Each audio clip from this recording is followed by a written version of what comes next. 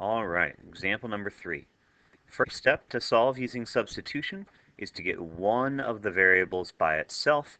If you look at your 4 variables, I think the easiest one to get by itself is x on the bottom, because that x doesn't have a number in front of it. So to get it by itself, we'll subtract 5y from both sides. I know we're used to getting y by itself, but you just want to get whatever variable is easier to get by itself. So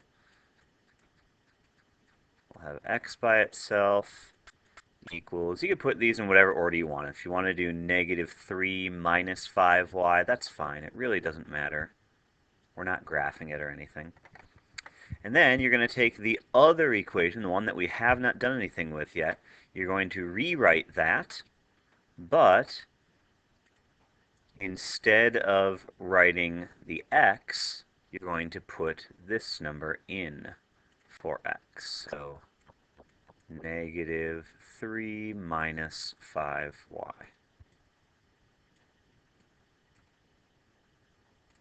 After you substitute that in, don't forget to complete the rest of the equation. We still need equals 8 plus 2y.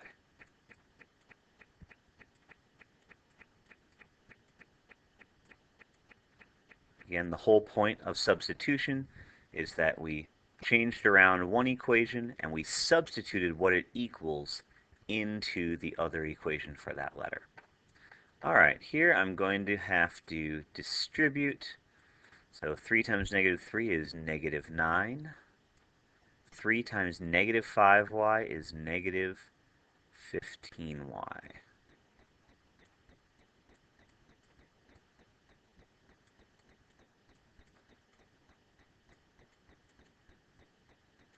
All right, got to get the y's by themselves. Doesn't really matter which side you put them on, so I'll go ahead and add 15y to both sides.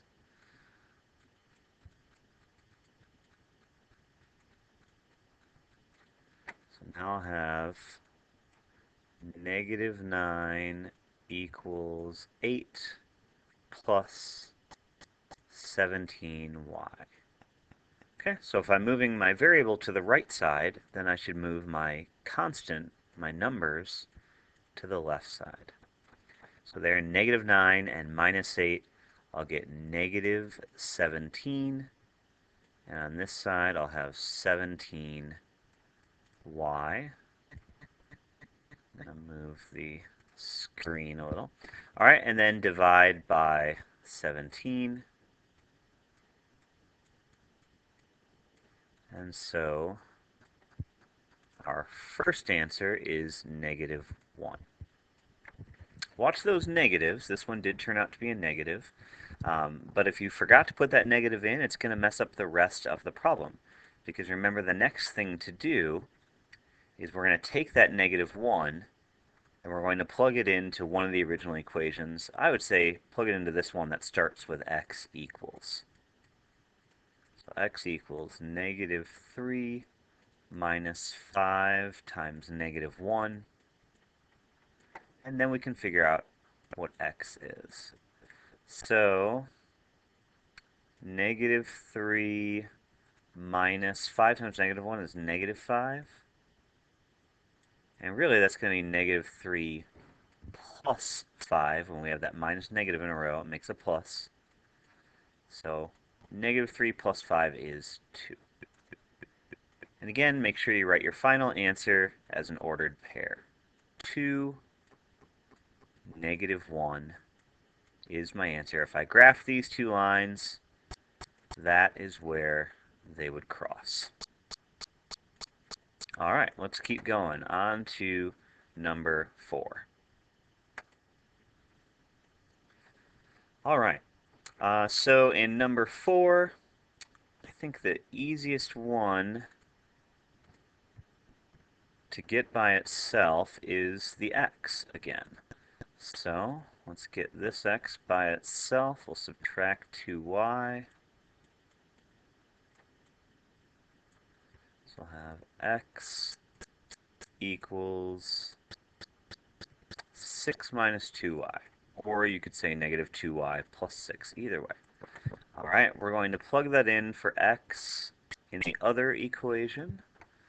So 3, but then instead of writing x, we're going to put in what x equals, 6 minus 2y. Make sure you use parentheses when you do this. All right, then I have to complete the rest of this, which is unchanged. Minus 2y equals 12.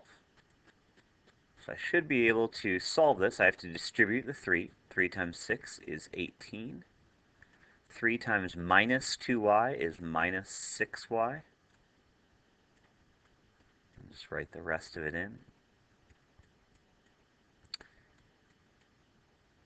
We can combine those two y's. Negative 6 and negative 2 makes negative or minus 8y. And now we need to get the y by itself. So let's subtract 18. And we still have a negative 8y left. Don't forget that negative. On the right side, 12 minus 18. Feel free to use your calculator. Negative 6.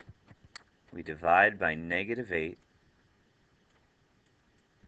And it looks like this one does not come out evenly. That's okay. That will happen sometimes. Negative 6 divided by negative 8 is positive 3/4. Or if you just typed into your calculator is probably going to give you a decimal answer, and you may know that that would be 0.75. Use either one, doesn't matter. So now we're going to plug that 3/4 or 0.75 in to this x equation to figure out what x is. So x equals 6 minus 2, I'll say times 0.75. All right. So 6 minus, what's 2 times 0.75? 1.5. 6 minus 1.5 is 4.5. So we have our answer. We just need to write it. You should probably decide, are you either going to use decimals or fractions? You probably shouldn't use both, so let's just use decimals. Oh, and I want to make sure I put my x coordinate first, so 4.5, comma, 0.75. This is a really good example of why we would ever want to use substitution. Because we could have graphed these two lines, we could have graphed these and figured out where they crossed, but where they crossed is 4.5, 0.75. I think that'd be pretty hard to see that they cross exactly at this point. Using substitution can give you an exact answer a little bit easier.